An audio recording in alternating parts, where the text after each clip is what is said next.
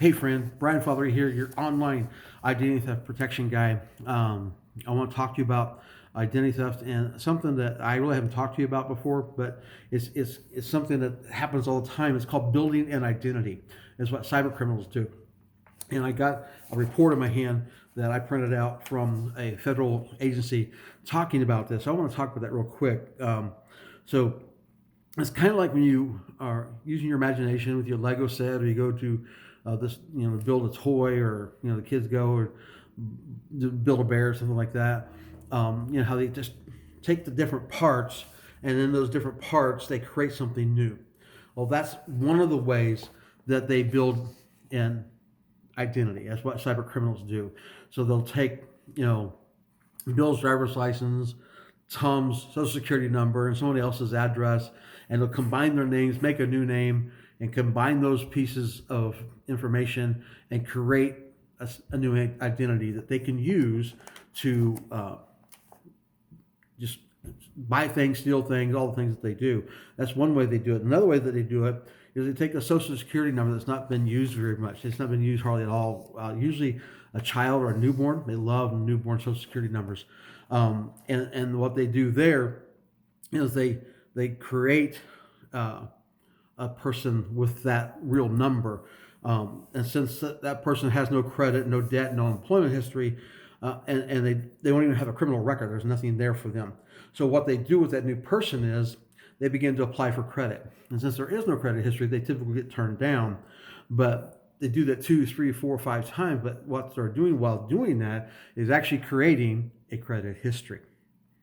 You getting this? So that's where synthetic identity becomes really interesting. And the identity starts becoming real because they're creating a new identity based with that one little piece of information that they've made a new person. And it's hard to prove that they're not real. So a brand new fake individual is treated like any other person when applying for that credit card, right? So like I said, they're not approved the first few times they apply, and then eventually they get the credit card. And so by running a credit check on the false identity, credit history is being created. That's also why they use a child's social security number. It's a real number with no prior credit history, and will most likely be years until that number is used by the person it's taken from. So when someone creates a synthetic identity, it's kind of like hiding in the daylight, in right in front of you. Someone that you work with, or who lives in your neighborhood, or someone you're friends with, could be using a synthetic identity, and you'd never know. You just wouldn't know, and you'd be affected for some time, but not right away. Some argue that there are no victims with synthetic identity because a lot of the time everything they use is made up, but there's always a victim when it comes to identity theft. If they're using a child's social security number, when that child gets to 18, they're going to find charges that they've never had, and they've never been asked to, and they're going to be asked to, and the company's going to hold them personally responsible to pay for all those things. That's what's going to happen. Businesses and banks are losing money because of this. A criminal uses a synthetic identity and obtains employment, file fake tax returns, receive medical care, and use it for other devious means. How do you stop it?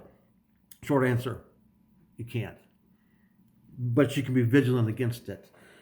Keep your information secure and as private as possible. Change your passwords often.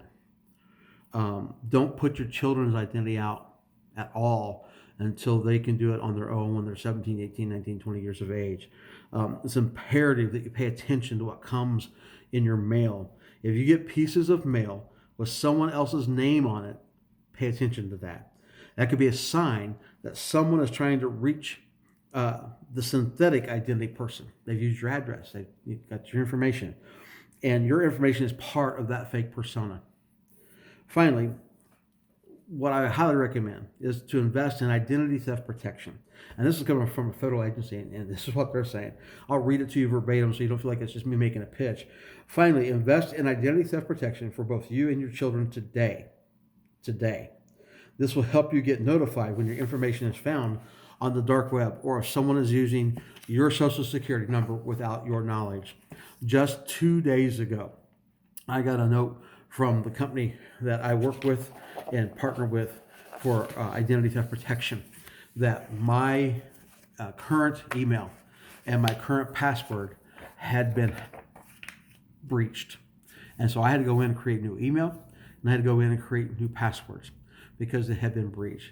They don't care who you are, and they love if there's not a history there. So go protect yourself from synthetic identity, from your identity being stolen to create somebody completely new that you don't even know. Not a good thing. Not a good thing at all. So I hope that helps you. I hope that encourages you. I hope it didn't scare you. That's not a scare tactic, but I want you to be aware of what's going on and know that we can't stop them, but we can protect ourselves from them destroying our lives. Have a great day. We'll talk to you soon. Please like and share the video. And if we can help you, let us know. Hey, want more information, put it in the comments, and we'll get that information to you. Thanks. Have a great day. Talk to you soon.